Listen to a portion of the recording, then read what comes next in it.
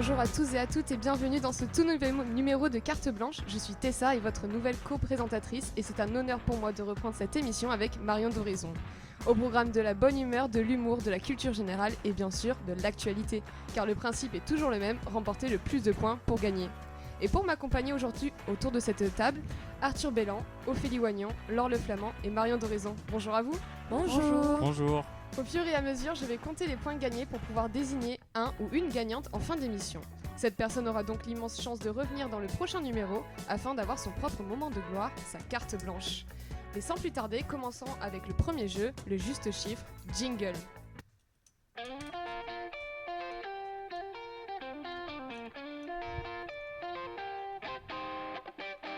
Pour celles et ceux qui ne connaîtraient pas le principe de ce jeu, c'est très simple. Un chroniqueur a choisi un chiffre sorti de nulle part, mais un peu relié à l'actualité malgré tout.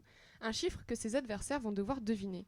Pour cela, vous avez le droit de poser des questions, mais les réponses ne seront que oui ou non. Avez-vous tous compris ? Oui. On commence avec vous, Ophélie. Donnez-vous notre chiffre. Le juste chiffre d'aujourd'hui est 6114. Alors, qu'est-ce que ça peut être ? Est-ce que c'est par rapport au cinéma ? Non. Arthur ? Des écoutes d'une musique. Non. Marion en régie ? C'est par rapport à un événement ? Non plus. Un petit indice, Ophélie ? C'est lié à l'international. Rappelez-nous Est-ce votre que chiffre. c'est en rapport avec la guerre en Ukraine ? Oui. Ça doit être le nombre de morts en Ukraine alors ? Pas tout à fait. Je suis pas loin. Le nombre de morts durant le conflit, mais Ukraine et Russie, enfin tout mélangé. Une dernière proposition ? Non ? Non. Personne ? Non plus. Ophélie, je vous en prie. Ce nombre représente, selon le Haut Commissariat des Nations Unies aux droits de l'homme, plus communément appelé HCDH, le nombre de civils tués depuis le début du conflit qui oppose la Russie et l'Ukraine. Ça fait maintenant 6 mois que les deux pays se battent corps et âme pour éviter l'annexion de l'Ukraine à la Russie. Malgré les nombreuses sanctions au niveau international vis-à-vis du dirigeant Poutine et son pays, celui-ci n'en démord pas, la guerre est toujours en vigueur, envers et contre tous. Eh bien, merci à vous pour ce premier jeu, Ophélie. On passe tout de suite au deuxième jeu qui est Je suis, le qui est jingle.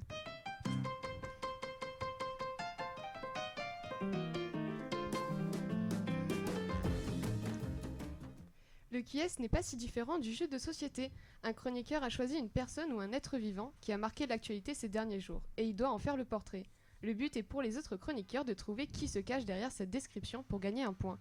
Mais encore une fois, les questions ne seront répondues que par oui ou par non. On commence avec vous, Marion. Je vous en prie. Née aux États-Unis, mes parents Dale et Angela Dinkley sont propriétaires d'un musée sur le paranormal. Je suis la dernière descendante de la famille von Dinkelstein, originaire d'Allemagne. Connue depuis 1969, je me démarque dans ma bande de 5 grâce à mon intelligence.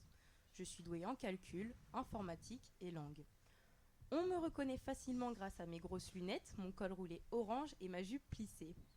Avec mes 4 autres acolytes, nous nous déplaçons toujours dans notre fameux van qu'on appelle la Mystery Machine. Ensemble, nous résolvons des mystères à Crystal Cove. Après des années de doute, je fais officiellement mon coming out dans mon prochain film qui sort pour Halloween. Qui suis-je ? Je sens que Arthur Bellan avait une réponse par là. C'est Vera de Sammy et Scooby-Doo. Oui, c'est ça. Eh bien, bien joué.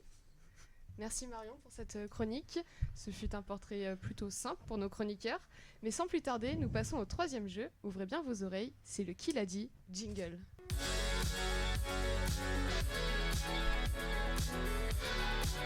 Cette année, un nouveau jeu s'ajoute, c'est le Qui l'a dit. 2 chroniqueurs ont choisi chacun 2 citations qui ont marqué l'actu dernièrement sur les chaînes de télé ou à la radio. Avez-vous, chers chroniqueurs, de retrouver la personne qui l'a dit et à quel moment ? On commence avec vous, Laure, avec votre premier son. J'ai toujours cru que nous allions gagner ces élections. Et ce que je peux vous dire, c'est que nous allons gagner ces élections. C'est juste un délai supplémentaire pour nous. La lutte continue jusqu'à la victoire finale. Eh bien, je sens que Ophélie, vous aviez une réponse. Oui, ce serait pas en rapport avec les élections qui se passaient au Brésil avec l'ancien président sortant Bolsonaro. Oui. C'est celui de gauche. C'est le monsieur de gauche. Ça commence par un L. C'est ça. La Ah, j'ai pas le nom. Alors, Vous êtes pas loin. Arthur. Lula. C'est exact. Merci Il s'agit- Marion. Il s'agit bien de Luis Inácio Lula da Silva, dit Lula. Le 2 octobre dernier a eu lieu le premier tour de l'élection présidentielle au Brésil.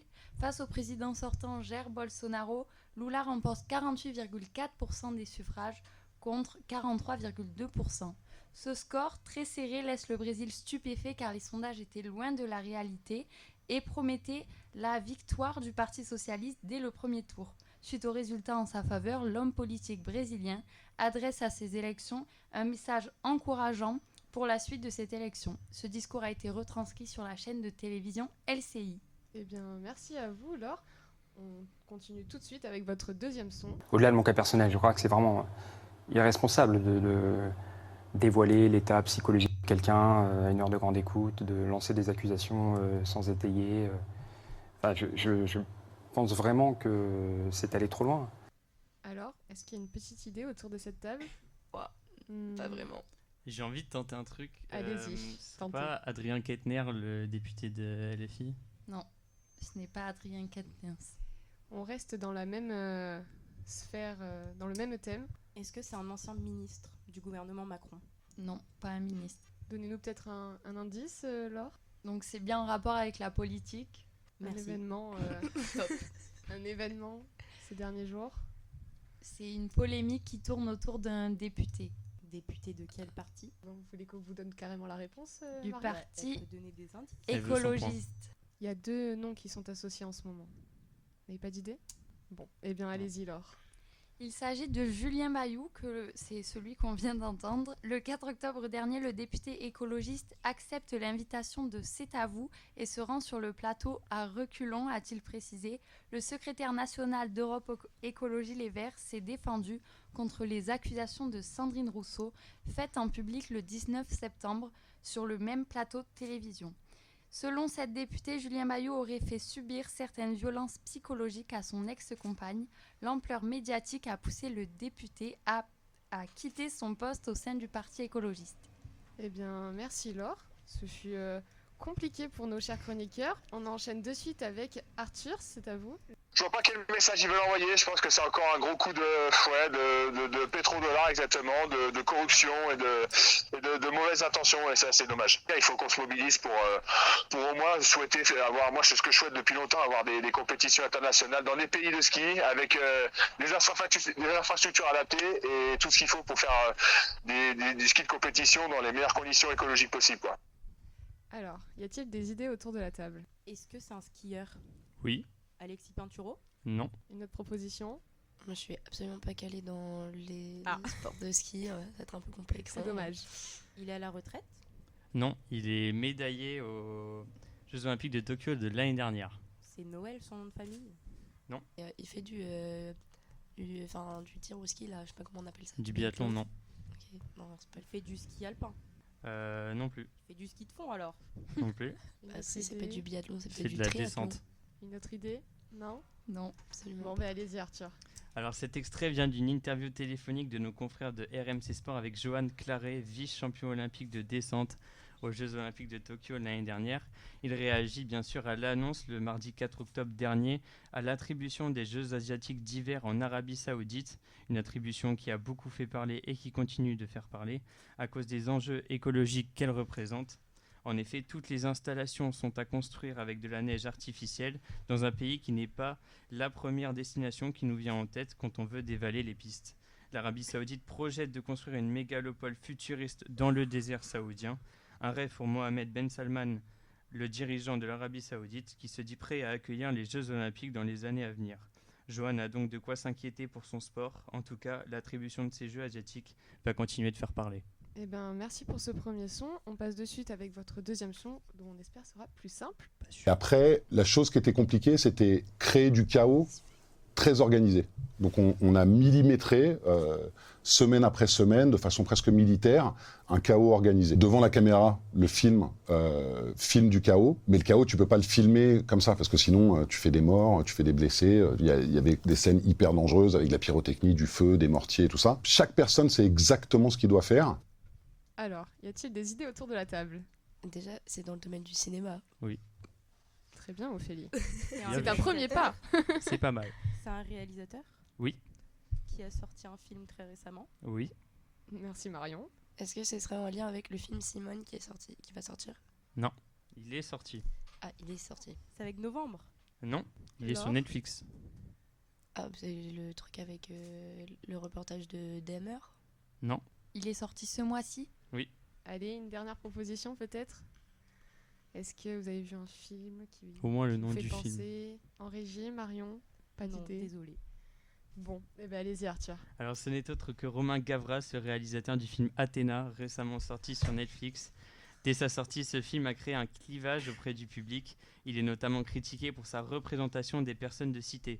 Selon Combini, l'association Get Up déclare préférer ne pas être représenté que d'être représenté de cette manière. Je cite, « Quand un film est adulé par la critique et détesté par les gens qu'il dépeint, il faut se poser des questions. » Alors que le monde du cinéma, quant à lui, admire la beauté des scènes, cette ambiance de chaos et de tension entre policiers et personnes résidant en cité plonge littéralement le spectateur au cœur d'une véritable guérilla urbaine et impressionne.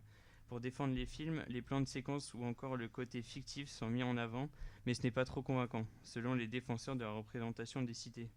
Enfin, comme pour Bac Nord, Athéna est accusé de servir d'arme à l'extrême droite pour illustrer l'insécurité dans les cités de France, ainsi que l'urgence d'agir dans ce domaine.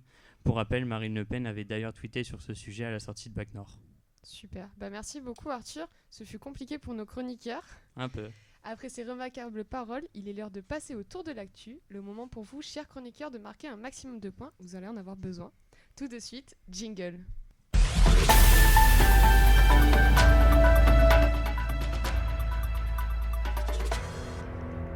Quand il n'y en a plus, il y en a encore. Voici votre jeu préféré autour de, vous l'aurez compris, l'actualité. Ces questions vont porter sur 3 catégories différentes, la France, l'international et la culture.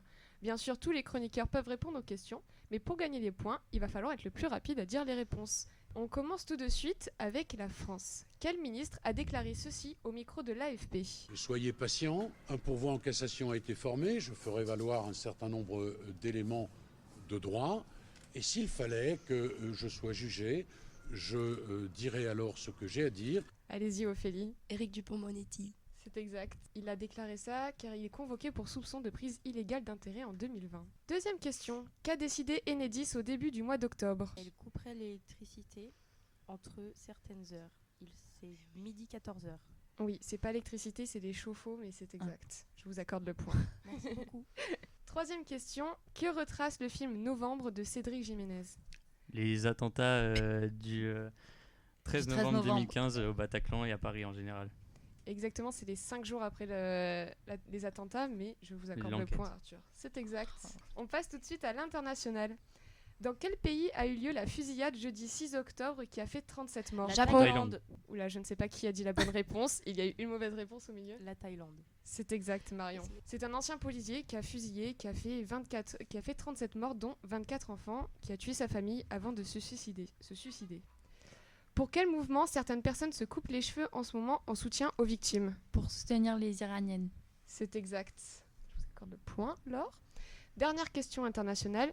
Qui est Alexander Van der Bellen? C'est le prix Nobel. Pas du tout. Pardon. Ne- C'est pas grave. Une idée? On a parlé de lui dimanche. Aucune idée. Est-ce que vous voulez un... Un petit Un indice. Ouais. Oui, Petit c'est en indice. politique. C'est à l'international. Oui, c'est à Oui, l'international. C'est en Europe. en Allemagne. Non. Aux Pays-Bas. Non plus. Pays nordique. Je sais pas. C'est un pays de l'Est. Oui. Alors, une petite idée. Pourriez-vous répéter le nom? Alexander Van der Bellen. Ah non. Non. Eh bien, Non, c'est j'ai le pas. président écologiste autrichien qui a été réélu dimanche 9 octobre avec 56,1% des voix. Dernière catégorie, culture. Comment s'appelle la Française qui a tenu cette interview à France Inter? C'est avec une forme d'étonnement et de vide, comme quand on ne réalise pas ce qui vous arrive, je crois. Il m'a fallu beaucoup de temps pour me persuader que j'avais reçu le prix Nobel. C'est une responsabilité, c'est la suite de mon engagement en écriture. Je crois que vous aviez la réponse, Ophélie. Annie Ernaux. C'est exact. Deuxième question. De quel tueur en série Netflix s'inspire-t-elle pour son dernier carton? Jeffrey Dahmer.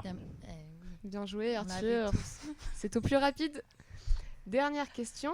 Quelle personnalité américaine s'est vue restreindre ses comptes Instagram et Twitter dimanche 9 octobre? Une personnalité américaine qui fait beaucoup parler d'elle en ce moment, depuis surtout la Fashion Week. C'est Ye, Oui. Kanye West.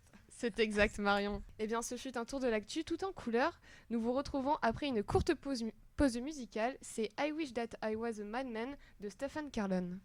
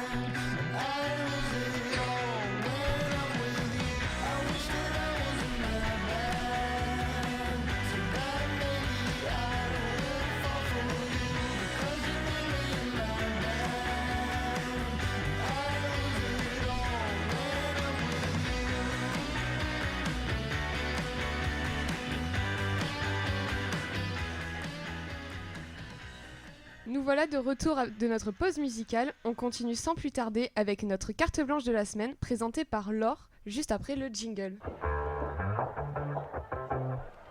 Eh bien Laure, vous avez carte blanche, je vous en prie.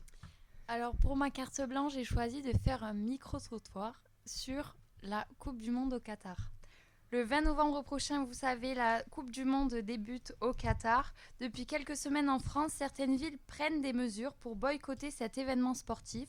Les municipalités de Strasbourg, Lille, Bordeaux, Marseille ou encore Paris ont décidé d'interdire les fan zones et les écrans géants tout au long de cette compétition. Je me suis rendue devant l'université Saint-Jean d'Angély où j'ai interrogé des jeunes de 18 à 20 ans, fans de foot ou non, filles ou garçons, ils se sont exprimés sur ce boycott.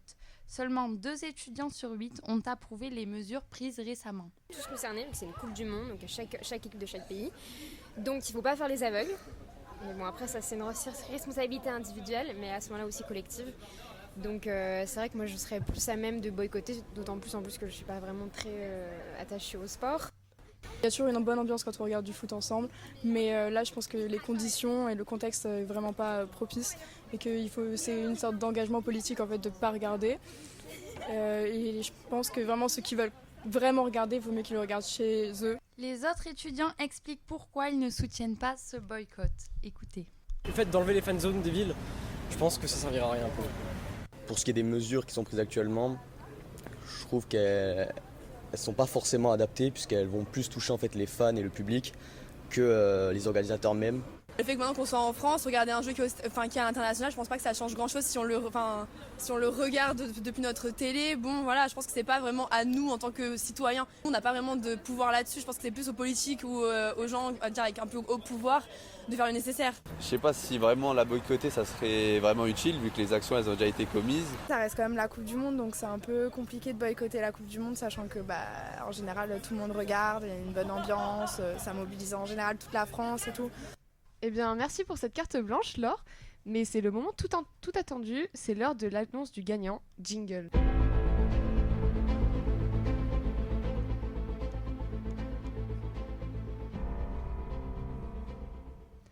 Alors, le grand perdant de cette émission, c'est vous, Laure, avec un seul point. Super. En troisième position, on retrouve Ophélie avec 2 points. Triste. Merci pour votre participation. Je reviendrai. Merci. Tout va donc se jouer entre Marion et Arthur. Qui va l'emporter selon vous? Arthur, il répond trop vite. Je dirais Arthur aussi. Arthur. Vous pensez que c'est vous, Arthur? Non, moi je dirais Marion. Eh bien, c'est vous, Arthur, qui l'a emporté avec 4 points. Marion vous suit derrière avec 3 points. Un petit mot pour vous, Marion, qui finissait... Non, mais il faut laisser la place aux autres. Il faut savoir céder sa place. Donc, c'est très bien. Eh bien, Arthur, vous aurez l'honneur de revenir à la prochaine émission et de préparer une carte blanche. Bravo à vous. Merci beaucoup. C'est la fin de cette émission. Encore félicitations à Arthur. Merci à vous, mes chers chroniqueurs. Merci à la régie. Merci à vous, chers auditeurs. Je vous souhaite une excellente soirée et je vous dis à bientôt pour un nouvel épisode avec une nouvelle équipe, mais toujours dans la bonne humeur. Au revoir à tous. Au revoir.